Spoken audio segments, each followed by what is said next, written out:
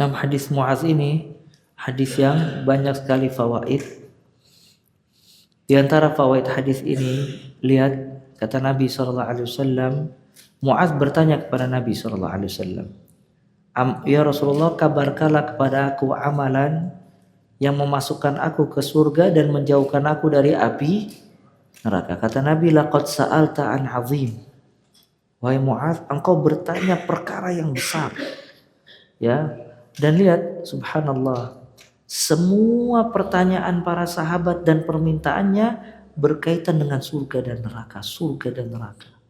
Maka ini menunjukkan uluwul himmah, tingginya keinginan dan harapan para sahabat untuk meraih surga Allah Azza wa Jalla.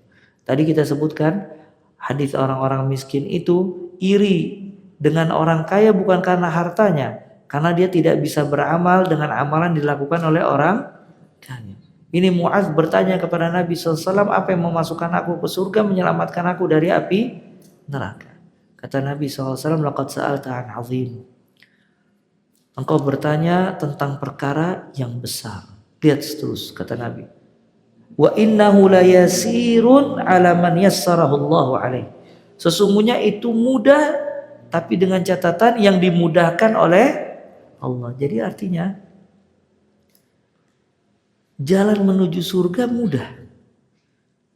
Amalan-amalannya ini jelas, nggak ada yang rumit. Salat, puasa.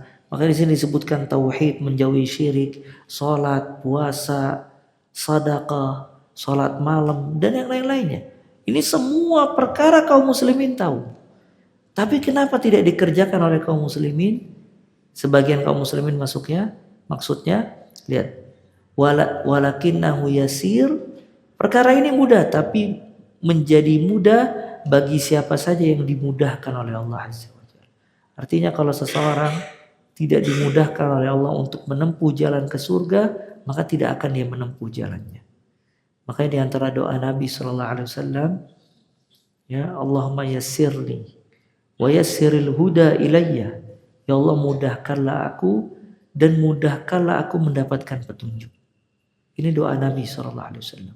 Karena wa innahu la yasirun, sesungguhnya itu perkara yang mudah bagi siapa saja yang dimudahkan oleh Allah Subhanahu wa ta'ala. Kemudian hadis ini juga menganjurkan tentang sedekah. Antum lihat sabda Nabi Muhammad SAW, was-sadaqah tudfi'ul khati'ah kama yudfi al-ma' an-nar. Sedekah itu memadamkan api sebagaimana air memadamkan sedekah itu memadamkan kesalahan sebagaimana air memadamkan api. Di sini kata para ulama, seseorang kalau berbuat dosa langsung bertobat dan berbuat baik. Dan di antara perbuatan kebaikan yang dia lakukan sedekah. Jadi orang kalau berbuat dosa langsung sedekah. Kenapa? Karena sedekah ini memadamkan amarah Allah Azza wa Jalla. Jadi kalau dia berbuat dosa, dia sedekah. Nanti berbuat dosa lagi sedekah. Karena sedekah ini dapat memadamkan amarah Allah dan dapat memadamkan kesalahan-kesalahan. Ya, kemudian di akhir hadis Nabi SAW mengingatkan Muaz tentang bahayanya lisan. Sampai Nabi memegang lisan.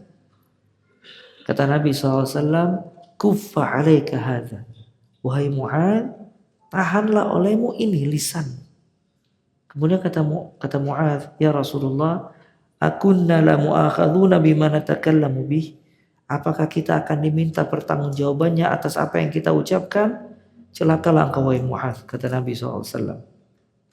Tidaklah mereka diseret oleh Allah wajah-wajah mereka ke dalam api neraka, melainkan karena buah dari omongannya dan lisannya. Maka ini bahayanya lisan. Ya, kata Nabi SAW, akthar ma yudkhilun nas an-nar al-ajwafan. Yang paling banyak memasukkan manusia ke dalam api neraka dua. Al-fam wal faraj. Mulut dan kemaluan. Sampai kata Nabi SAW, man yatman li ma baina lahyaihi wa baina fakhidaihi adman lahul jannah.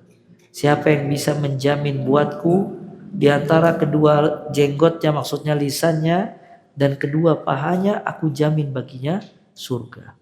Ya, maka di sini anjuran seseorang berkata yang baik, kalau nggak bisa diam. Falyaqul khairan aw liyasmut. Umar bin Khattab radhiyallahu taala an pernah melihat Abu Bakar mengikat lidahnya, subhanallah. Ditahan lidahnya oleh Abu Bakar. Sampai kata Umar bin Khattab radhiyallahu taala an, "Mah, ghafarallahu dzambak." Jangan wahai Abu Bakar. Semoga Allah mengampuni dosamu. Kata Abu Bakar radhiyallahu taala an, "Hadzal ladzi awradanil mawarid." Ini yang banyak membuat aku terpeleset. Maksudnya di dalam bab-bab kesalahan.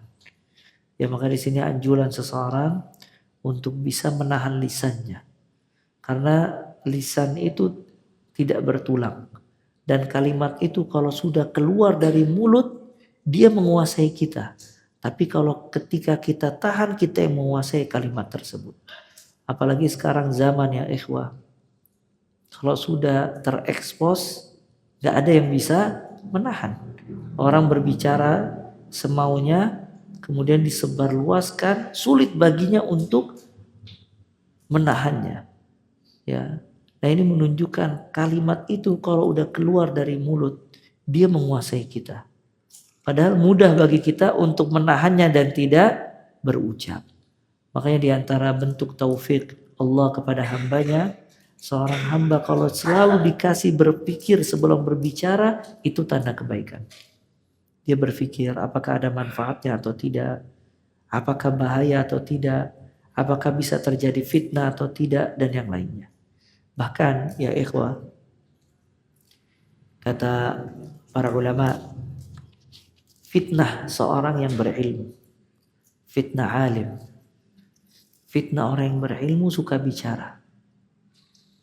Ya, sebagaimana dikatakan oleh salah seorang salaf, inna min fitnatil alim an yakunal kalam ahabba ilaihi minas sukut wa an yakunal kalam ahabba ilaihi minal istima'.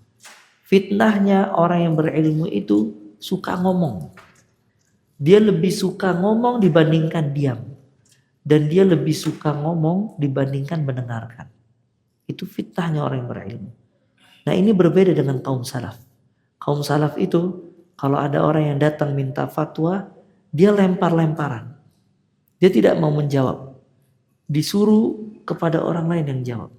Maka orang ini memutar kepada siapa saja dari kalangan kaum salaf, bertanya sampai ujungnya kembali ke dia lagi. Ini menunjukkan ya kalau kaum salaf itu bukan hanya pintar berbicara, namun dia memiliki kehati-hatian, wara', dan berpikir sebelum berbicara.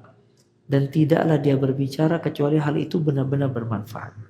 Oleh karena itu Ibnu Rajab rahimahullah, beliau mengatakan, Ibnul Qayyim juga rahimahullah berkata, kalamus salaf qalil kathirul faidah, wa kalamul khalaf kathir qalilul faidah. Perkataan salaf ini sedikit, tapi banyak fawaidnya. Dan perkataan khalaf itu banyak, tapi sedikit faedahnya. Dan itu petunjuk Nabi SAW.